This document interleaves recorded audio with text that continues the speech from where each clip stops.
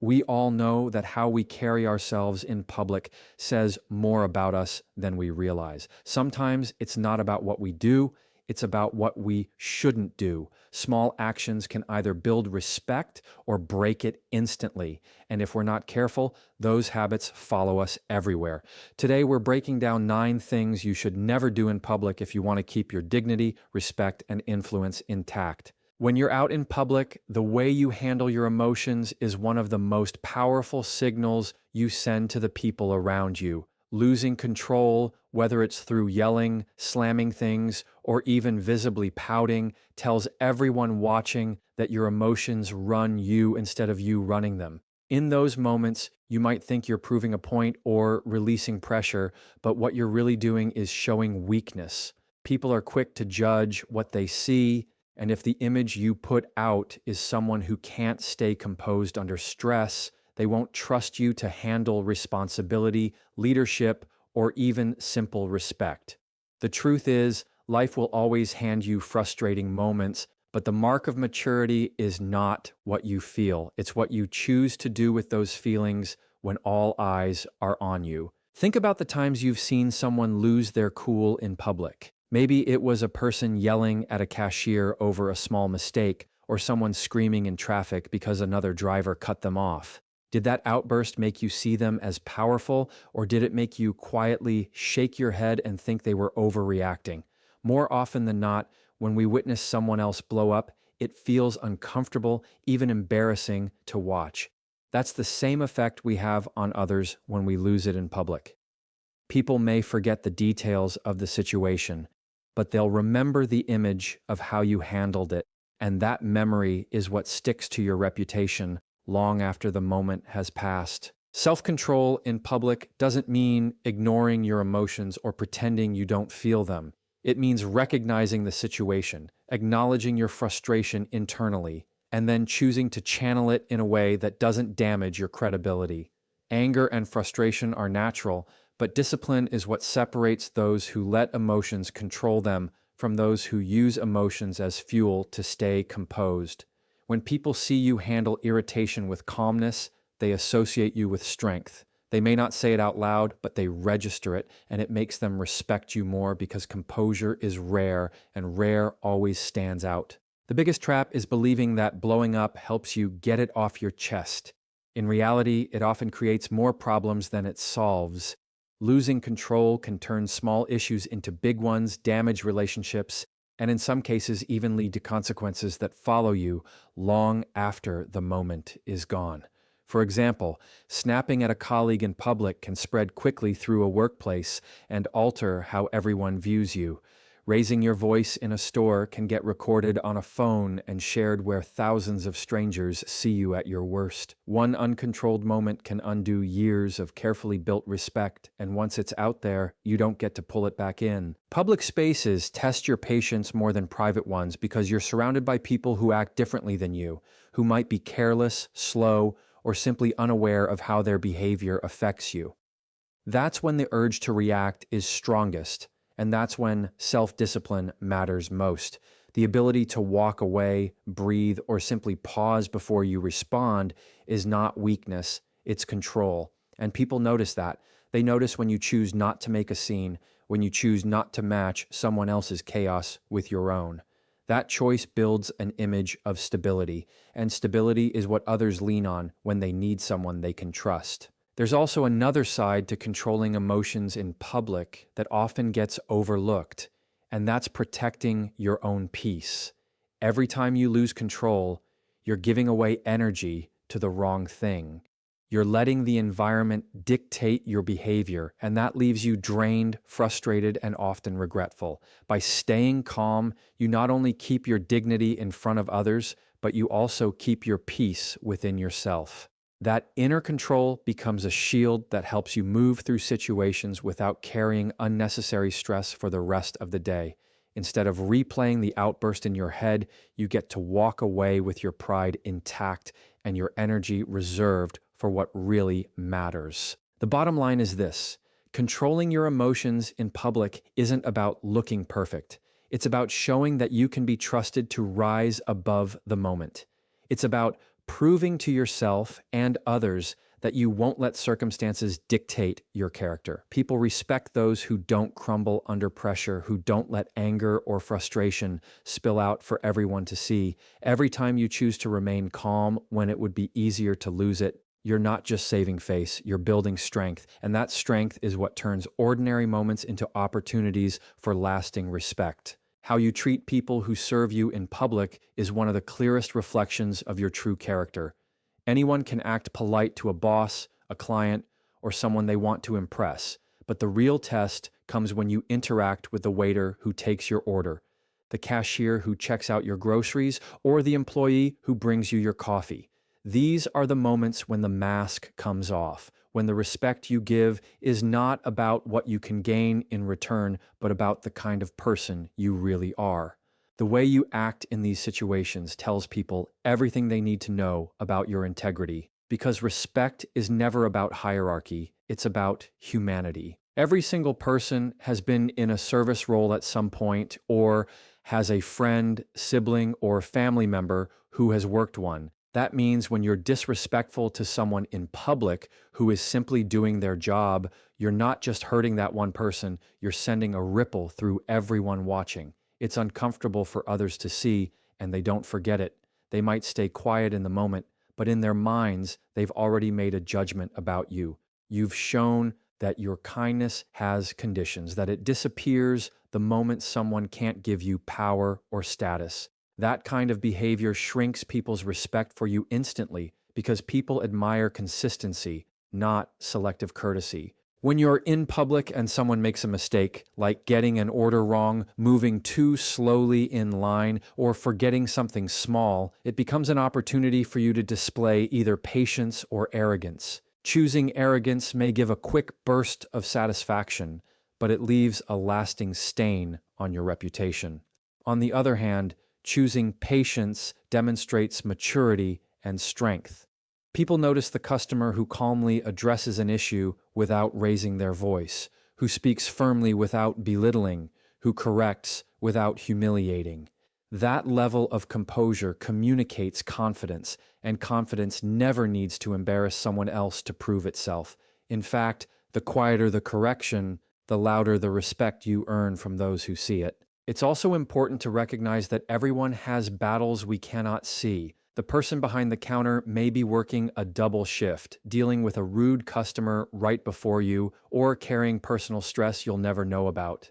When you choose to respond with respect instead of contempt, you're not just preserving your own dignity, you're giving someone else the gift of being treated as a human being when they may desperately need it. That simple choice might change the course of their day, and the best part is you never lose anything by choosing it. Respect costs nothing, but it creates value for everyone involved. There's a hidden power in treating service workers with kindness in public, and that power is influence. When people watch you give the same respect to someone bagging groceries as you would give to a CEO, they realize you live by principles, not positions. That is the kind of influence that inspires trust and admiration.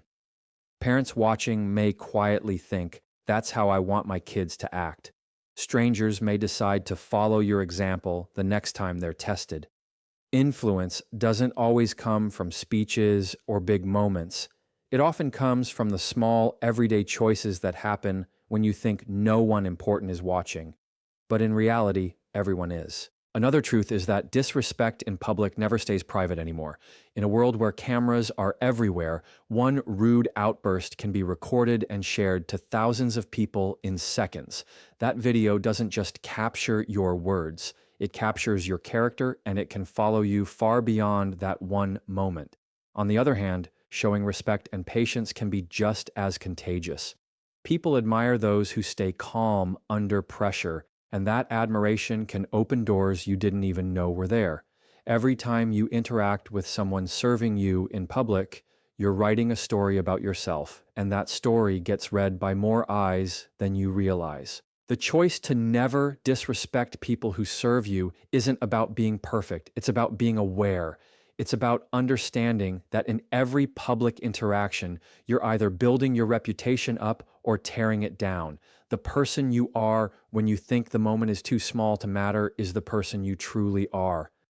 And when you choose respect every single time, even when it feels insignificant, you create a reputation of consistency, dignity, and strength that speaks louder than any title, louder than any position, louder than any role you'll ever hold. Oversharing personal problems in public is one of the fastest ways to lose respect without even realizing it. We all go through difficulties, challenges, and private struggles that weigh heavy on us. But bringing those issues into public spaces or conversations with strangers creates an image that you don't have control over your own boundaries. People don't see you as vulnerable when you overshare, they see you as careless with your privacy. And that matters because privacy is power.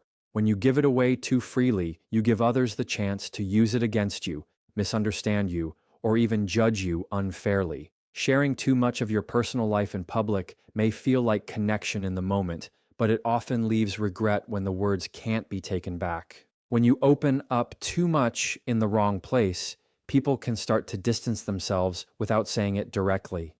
Most people want to feel comfortable in public settings, and when someone unloads every personal struggle, heartbreak, or family issue, it creates an awkwardness that makes others step back.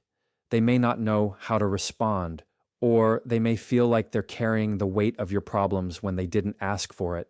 That doesn't mean you shouldn't talk about what you're going through. It just means that where, when, and with whom you share matters. In public, oversharing strips you of the balance between vulnerability and dignity, and once that line is crossed, it's hard to repair the impression left behind. Oversharing also has long-term consequences because people remember what you tell them even when you wish they wouldn't. That story you casually shared about a fight with your family, the financial hardship you vented about, the mistake you admitted to in front of a crowd, those things can become the only way someone identifies you. Instead of being seen for your strengths, skills, or qualities, you risk being reduced to the struggles you revealed.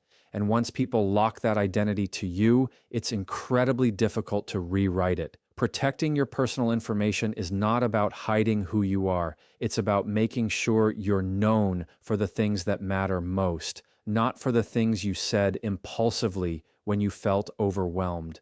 There's also a hidden truth about oversharing in public. It can make others question your judgment. If you're willing to talk about deeply personal issues with strangers or in casual situations, people wonder what else you might disclose without thinking. In professional settings, this can affect trust and credibility. In social settings, it can make others hesitate to build closeness with you because they worry that private conversations won't stay private. When you overshare, you unintentionally communicate that you don't value discretion. And discretion is one of the cornerstones of respect. People respect those who know how to hold back and keep personal matters in the right spaces. It's also worth considering how oversharing affects your own peace of mind. Speaking about your problems in public can feel like release, but afterward, it often leads to second guessing. You replay what you said, wondering who heard it, who will repeat it, or how people will see you now. That regret weighs heavier than the relief ever did. Protecting your words protects your peace. By keeping personal details where they belong, with trusted friends, family, or professionals, you safeguard your own dignity and protect yourself from unnecessary worry about how others might perceive you. Choosing not to overshare doesn't mean you're cold or closed off. It means you're wise enough to know the difference between expression and exposure. Another impact of oversharing in public is that it can distract from the way you truly want to be seen. Imagine you're in a meeting, at a social gathering, or even standing in line at a store, and instead of being remembered as polite, confident, or composed, you're remembered as the person who shared too much personal drama. That one choice can overshadow everything else about you. People want to connect with others who bring value, who create positive experiences in shared spaces. Oversharing pulls away from that and shifts attention to negativity, leaving little room for people to see the qualities that would otherwise earn you respect and admiration. The strength in public is not in giving people every detail of your life. It's in showing that you know how to hold yourself with composure, even when you're carrying heavy things privately. Everyone has their own struggles, but not everyone has the discipline to keep those struggles from spilling into spaces where they don't belong. When you protect your personal boundaries in public, you build an image of self control, and that image is powerful. People remember it, they respect it, and over time, it becomes part of your identity in the eyes of the world. The identity of someone who is not defined by their problems, but by the way they carry themselves regardless of them. Arguing loudly in public is one of those things that never produces the result you think it will. In the moment, it feels like raising your voice shows passion or authority, but what it really shows is a lack of control. The louder you get, the more people tune you out, not because your words don't matter, but because volume is often interpreted as insecurity rather than strength. People don't remember the details of the argument, but they do remember the image of you standing red-faced, hands waving, voice carrying across the room.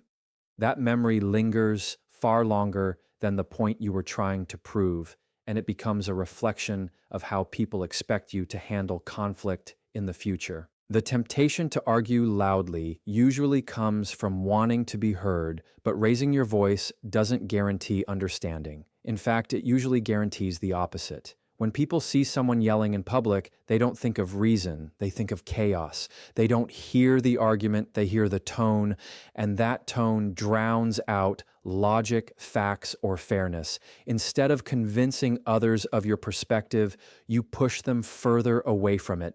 Even those who might agree with your point start to back off because they don't want to be associated with the scene. In the end, the only thing people walk away with is the impression that you couldn't keep yourself composed. Another problem with loud public arguments is that they don't just affect you and the person you're arguing with, they affect everyone around you. Strangers who had nothing to do with the conflict suddenly become unwilling participants, forced to listen, to watch, and to form opinions. People feel secondhand embarrassment when they see someone losing control like that, and whether you realize it or not, those witnesses shape their view of you in that moment.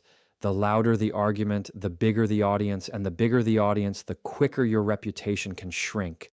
A loud argument in a store, a workplace, or even in traffic tells everyone watching that you don't know how to handle disagreements without turning them into performances. The irony is that the louder you argue, the smaller you actually look.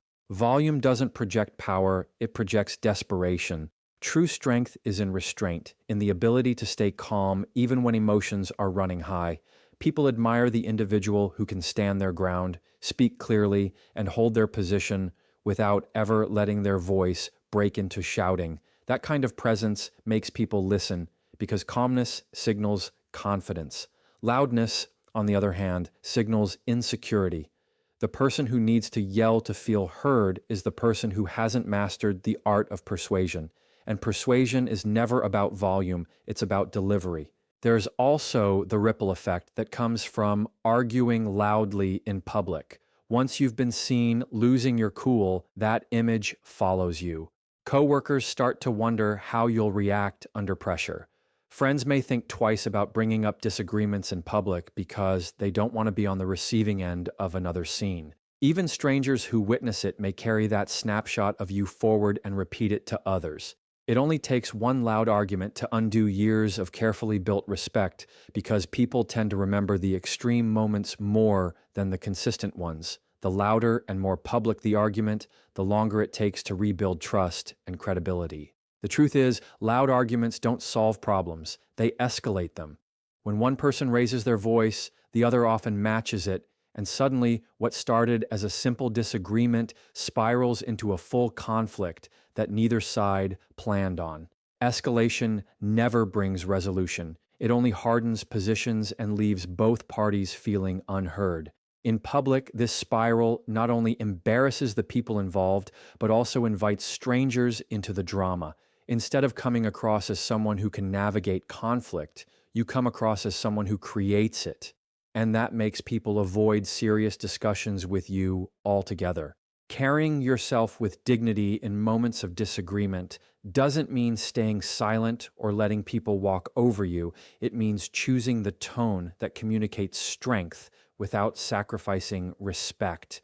You can be firm without being loud. You can be clear without being overbearing. And you can stand your ground without turning heads for the wrong reasons.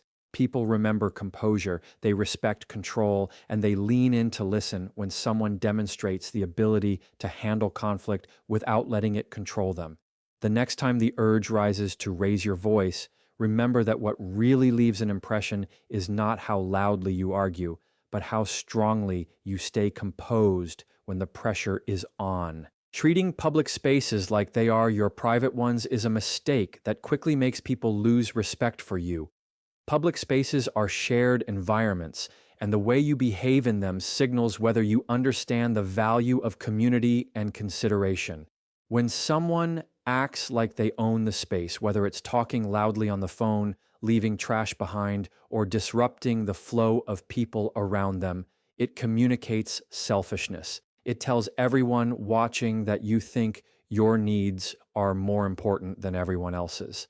That kind of behavior leaves an impression that sticks because people don't just remember what you did, they remember how inconsiderate it made them feel.